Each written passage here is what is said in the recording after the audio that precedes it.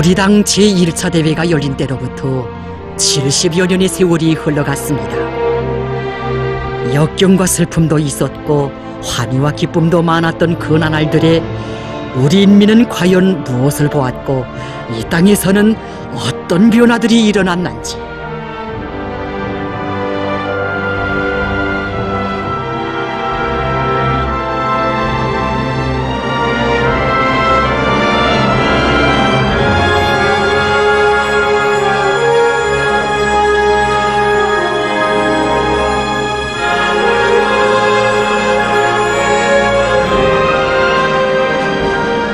(1947년) 가을, 우리 저국 앞에 엄중한 환경이 조성됐습니다. 조선 문제를 비법적으로 유엔에 끌고 간 미제는 저들의 추종 국가들을 이용하여 이른바 유엔臨時 조선위원단이라는 것을 조작하고 그 감시 밑에 남조선에서 단독 선거를 강행하려고 책동했던 것입니다. 해방의 환희로 들끓던 이 땅에는 민족 분열이 영구화될 수 있는 위험이 조성됐습니다. 정세는 북조선의 혁명적 민주기지를 보다 튼튼히 다지고 조국 통일을 위한 구국 대책을 세우며 당을 질적으로 더 강화할 것을 요구했습니다. 그래서 우리 당은 당제 2차 대회를 소집하기로 했습니다.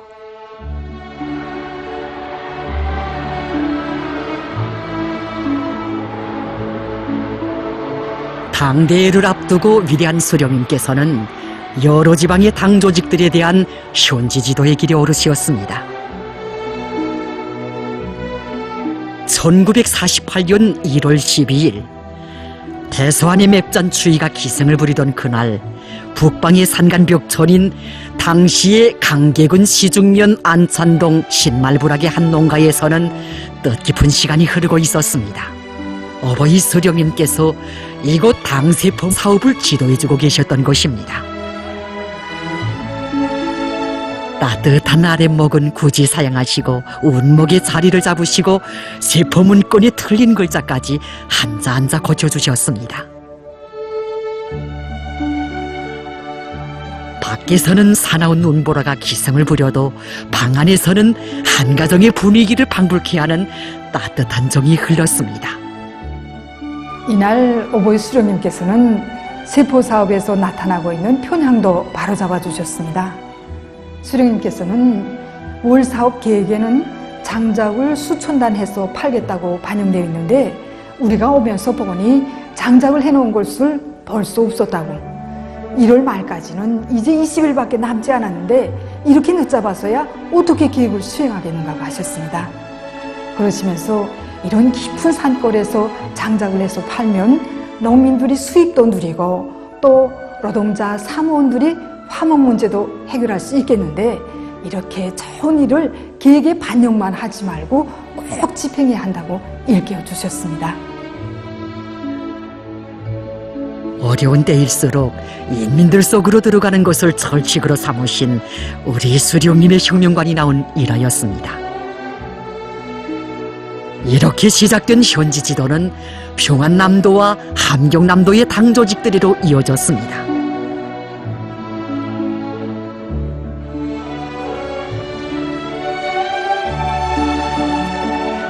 여기 조선 전사 24권에 있는 바와 같이 그때 당대 경축 증산운동이 세차게 벌어졌습니다.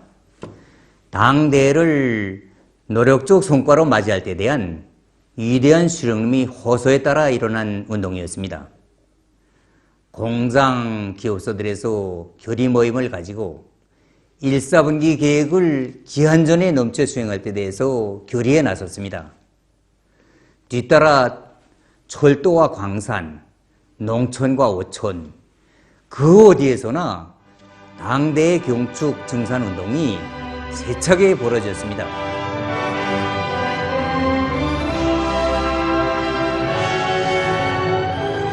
이런 분위기 속에서 1948년 3월 27일 북조선 노동당 제2차 대회가 열렸습니다. 당중앙위원회 사업종합보고에서 위대한 수령님께서는 원수들의 민족 분열 책동을 단호히 짓부시고 전조선적인 중앙정부를 수립할 때 대한 우리 당의 입장을 다시금 천명하셨습니다. 또한 북조선의 혁명기지를 굳건히 다지기 위하여 당의 경제정책을 철저히 관철하며 당을 조직사상적으로 더욱 강화할 때 대한 과업을 지시하셨습니다. 북조선노동당 제2차 대회는 당 조직들과 인민들을 나라의 통일 독립과 민주건설을 위한 투쟁, 당을 강화하기 위한 투쟁으로 조직 동원하는 데서 중요한 계기로 됐습니다. 당 제2차 대회 후 우리 당은 조국 통일을 위한 사업을 실속 있게 벌려나갔습니다. 세상에 널리 알려진 북과남의 모든 정당 사회단체 대표자 연석회의도 바로 그렇게 마련된 것이었습니다.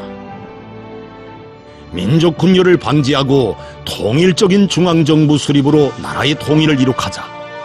이것이 연석회의의 기본 정신이었습니다. 한 생을 반공으로 살아온 우익 정객들도 우리 수령님의 무한대한 도량과 열렬한 애국애족의 세계에 감목하여 조국 통일의 한 길에 떨쳐 나설 것을 결의한 역사적인 회합.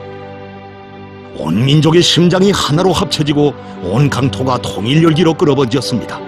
조국 통일이 금시 이룩되는 듯 싶었습니다. 그럼에도 불구하고 분열주의자들은 한사코 망국적인 단독 선거를 강행했습니다. 하여 우리 인민의 통일운동 앞에는 새로운 엄중한 난관이 조성됐습니다. 이로부터 우리 당은 전조선적인 통일국가인 조선민주주의인민공화국 창건을 위한 적극적인 활동을 전개했습니다. 민주주의 인민공화국을 창건하는 문제는 이미 북조선 공산당 중앙조직위원회 창립 대회에서 우리 당이 정치로선으로 제시됐습니다. 하지만 미제의 남조선 강점으로 나라가 분열된 형편에서 좋은 조선적인 정부 수립이 불가능했으므로 부득불 북조선의 지역적 중앙정부를 세우고 민주건설을 진행했던 것입니다. 그런데 어십단선으로 민족분열의 위험이 현실화된 조건에서 그 정권이 비법성을 밝히고 또 북과 남 전체 인민의 의사와利益을 대표하는 합법적 중앙정부를 세우기 위해서도 하루빨리 조선민주주의 인민공화국을 창건해야 했습니다. 우리 당은 인민의 요구와利益을 반영한 구하국 헌법 초안을 전인민족 토의에 붙였으며 북남 총선거회로 인민들을 불러일으켰습니다.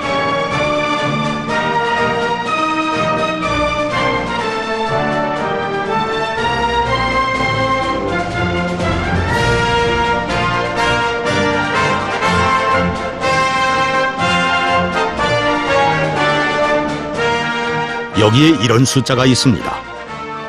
남조선에서 단독 선거에 참가한 수는 전체 선거자의 20% 미만, 북남 총선거에 참가한 수는 전체 선거자의 77.52%. 인민이 어느 정권을 선택했는가를 생동하게 보여주는 숫자입니다. 이렇듯 인민에 대한 복무를 자기의 사명으로 내세우고 그 실현을 위해 모든 것을 다해가는 우리 당을 북한남의 전체 인민은 진심으로 따랐고 그 총의에 떠받들려 전체 조선인민의 진정한 국가인 조선민주주의인민공화국이 탄생했습니다.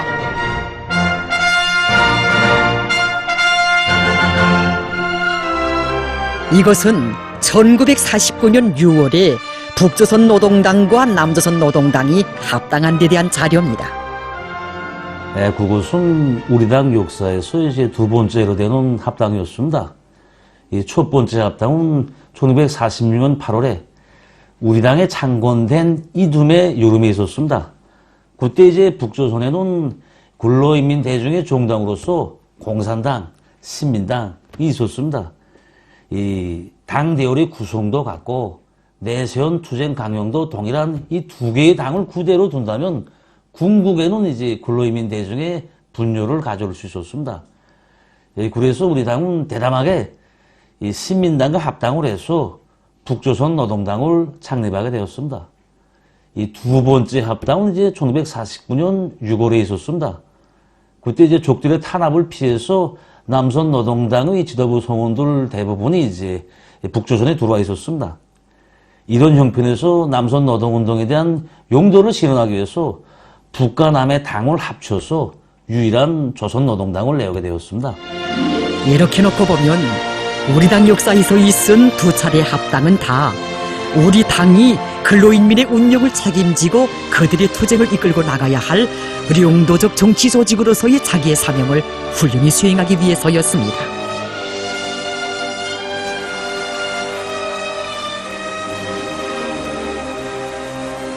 미제와 리승만 괴뢰 욕도가 도발한 전쟁은 우리 조국과 인민 앞에 닥쳐온 또 한 차례의 큰 시련이었습니다. 바로 이 전쟁에서 우리 당은 승리의 열쇠를 우리 인민들과 인민군 장병들의 정신력 발동에서 찾았습니다. 전쟁이 일어난 다음 날에 조선민주주의인민공화국 군사위원회가 조직되고 제1차 회의가 진행됐습니다. 여기서 위대한 수령님께서는 우리 인민들과 군인들 속에서 정치 선전 사업을 강화해서 승리에 대한 확고한 신념을 가지게 하는 것이 무엇보다 중요하다고 결시하셨습니다. 군인들에 대한 정치 선전 사업을 강화하기 위해서 우리 당은 조선인민군 문화훈련국을 총정치국으로 부대의 문화부를 정치부로 개편했습니다. 1950년 8월 낙동강 개선에서 있은 수암산 전투는 그 시기 군인들 속에서 힘있게 벌어진 정치 사업에 대한 생동한 신뢰로 되고 있습니다. 낙동강 건너편에 있는 수암산은 경상북도 외관으로부터 동북쪽으로 8.5km 떨어진 곳에 위치하고 있습니다. 우리 민군 전투원들은 8월 15일에 낙동강을 더화하고 수암산을 점령했는데 이 고지는 우리에게 있어서나 적들에게 있어서 전술적으로 매우 중요한 거지였습니다. 우리가 이 수암산을 견제하지 못하면 부득불 낙동강을 다시 건너와야 했고 적들은 이 고지를 타고 앉아야만 진놈들의 중요 고점인 대구를 견제할 수 있었습니다. 그래서 적들은 어떻게 하나 수암산을 다시 차지하려고 필사적으로 발악했습니다. 수암산 전투에서 부대 지휘관이었던 항일혁명투사 한창봉 동지는 직접 중기관총으로 적들을 쓸어눕히기도 하면서 군인들을 고무했습니다. 육도부 전투 때였어. 그때 나는 경기관 청수로 이 전투에 참가했는데 정말 통쾌하게 적을 족쳤어. 일제놈들은 우리 항일유격대를 창의의 일속이라고 얕봤지만 우리는 도처에서 놈들의 간담을 서늘케 했어.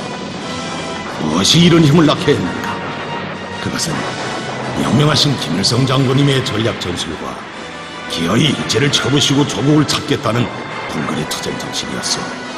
오늘도 이런 정신만 가지고 싸운다면 어떤 적도 이길 수 있어. 한창봉 동지가 들려준 이야기는 우리 군인들의 심장에 불사신의 연기가 섞여 있습니다. 시간이 갈수록 전투는 더 치열해졌지만 우리 인민군 전투원들은 탄약과 수류탄이 떨어지면 청창과 청탁으로 육박전을 벌이고 또 적의 포탄에 깨진 바위돌을 굴리면서 적들을 적쳤습니다. 그리고 매일 밤 습격조를 파견해서 적 지휘부와 퍼진지 땅크들을 까부시면서 적들을 공포 속에 몰아넣었습니다. 이런 불굴의 투쟁에 의해서 수암산은 끝까지 사수되었습니다. 저는 전쟁 때 민청원이었습니다. 그때 우리 당원들은 말로서가 아니라 자기의 실천 행동을 통해서 적들과는 어떻게 싸워서 승리해야 되는가 하는 것을 우리 민청원들께 보여주었습니다. 전략도 일제도 후치기 우리 부대는 적들의 포위를 뚫고 나가야 할 정황이 조성되었습니다. 그때 중대 지휘관 동무들은 당원들을 앞으로 나오시오 이렇게 말했습니다. 그러자 당원들이 모두 앞으로 나갔습니다. 그렇게 하고 결사대를 모아가지고 돌파구를 열어제꼈습니다. 그런가 하면 1951년 여름 식량이 떨어져서 북강내를 가지고 떼식을 이었습니다. 그때 당원들은 반 이삭씩 먹고 우리 민청원들에게는 한 이삭씩 주었습니다. 그때 우리 민청원들은 눈물을 흘리면서 우리도 어떻게 하면 당원들처럼 싸움도 잘하고 생활도 잘하겠는가 이런 생각을 했습니다. 우리 정대에는 18살 난 안철수라는 민청원이 있었습니다. 그 다음은 적의 땅그릇 까부시고 치명상을 입고 쓰러졌습니다. 그때 우리는 적들의 공격을 물리친 다음 그 동무한테 가서 눈을 뜨라, 빨리 눈을 뜨라 하고 막 고맙댔습니다. 그러다 읽고 의식을 회복한 안철수 동무는 자기 가슴에 품고 있던 이 땅 청원서를 꺼내서 체포위원장 동무한테 주는 것이었습니다. 그러면서 체포위원장 아바이 저를 당원으로 받아주시오. 이렇게 말 한마디 남기고 장렬한 세월을 마쳤습니다. 1950년 7월 13일 위대한 수령님께서는 전선에서 용감하게 싸우는 군인들을 화선 입당시킬 때 대한 조치를 취해 주셨습니다. 이에 따라 당중앙위원회 정치위원회는 인민군대 안에서 화선 입당제를 실시할 때 대한 결정을 채택했습니다. 이 조치에 무한히 고무된 전선의 용사들은 희생을 무릅쓰고 결전을 벌였으며 쓰러지면서도 당원증과 마지막 당기를 당중앙위원회에 보내줄 것을 부탁했습니다. 당에 대한 인민들의 신뢰가 높을수록 우리 당은 당을 조직사상적으로 강화하는 데 더 큰 힘을 넣었습니다. 1952년 12월에 진행된 당중앙위원회 제5차 전원회의도 그 한 신뢰로 됩니다. 그때로 말하면 적들이 2년 만에 걸치는 전쟁 행정에서 당한 참패를 만회해보려고 발악적인 신공세를 준비하던 때였습니다. 적들의 새로운 공세를 짓부시고 전쟁의 종국적 승리를 이룩하자면 당을 조직사상적으로 더욱 튼튼히 꾸리고 전당과 전체 인민을 원수와의 결전으로 준비시켜야 했습니다. 이러한 정세의 역으로부터 위대한 수령님께서는 당중앙위원회 전원회의를 소집하신 것이었습니다.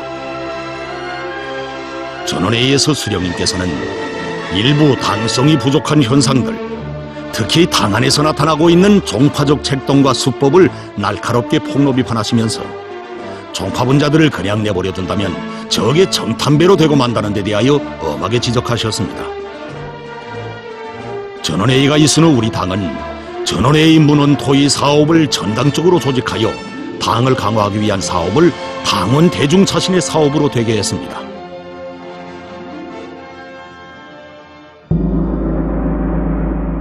이것은 조선민주주의인민공화국 최고재판소의 명의로 1956년에 당시의 국립출판사에서 발행한 공판 기록입니다.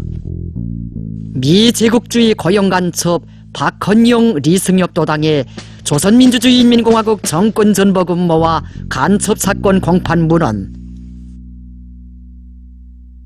당중앙위원회 제5차 전원회의 문헌 토의 과정에 바로 박헌용, 리승엽 도당의 정체와 이자들이 저지른 이 죄행이 정말 전면적으로 낱낱이 드러났습니다. 박헌용 놈은 이미 해방 전에 일제에게 체포돼서 변절했고, 그리고 1939년에는 미제의 고용 간첩으로 전락됐습니다.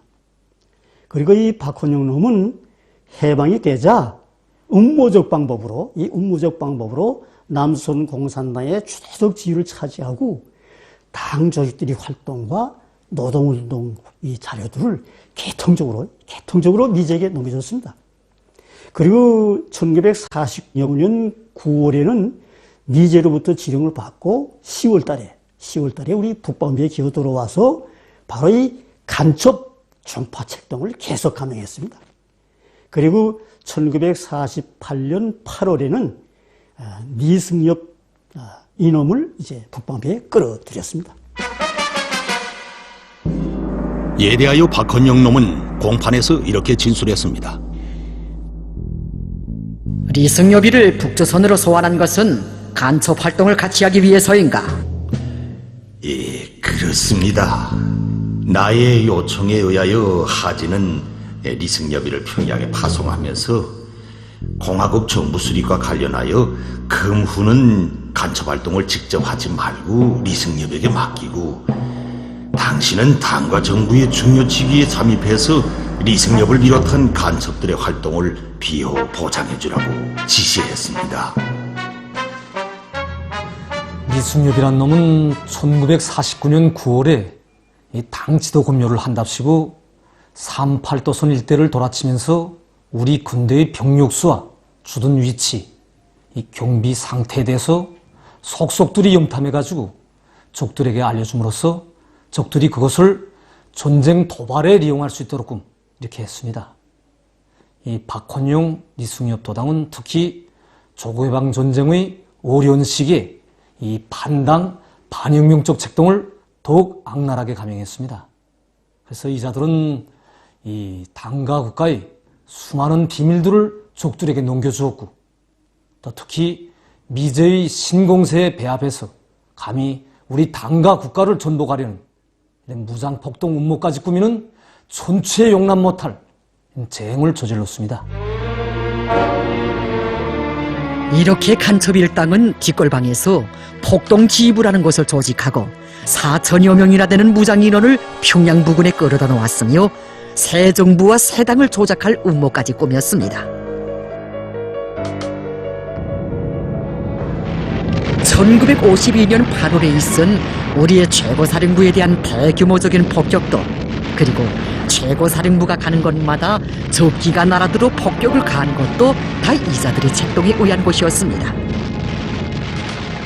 이처럼 악랄한 간첩 일당도 우리 수령님의 현명한 영도와 당해두리에 굳게 뭉친 당원 대중에 의하여 마침내 교묘한 정체가 폭로됐고, 적들의 신공세 기도는 산산이 짙부셔져 우리 인민의 위대한 전승이 이룩되게 됐습니다. 현실은 이 정파분자들을 그냥 내버려 둔다면 적의 종탄배로 굴러 떨어진다고 하신 위대한 수련님의 교시의 정당성을 실증했고, 우리 당을 강화하기 위한 사업도 대중 자신의 투쟁으로 진행될 때 성과를 거둘 수 있다는 것을 보여주었습니다. 이 진리를 새기고 우리 당은 폐허만 남은 전후복구 건설의 어려운 시련도 인민의 사상을 발동시켜서 뚫고 나갔습니다. 당중앙위원회 제5차 전원회의 문헌토의 사업은 전회도 진행되었습니다. 간첩일당은 족발 숙청되었지만 그 사상교독을 청산하기 위해서 1953년 6월에 진행된 당중앙위원회 정치위원회 결정에 따라 문헌 재토의 사업을 진행한 것이었습니다.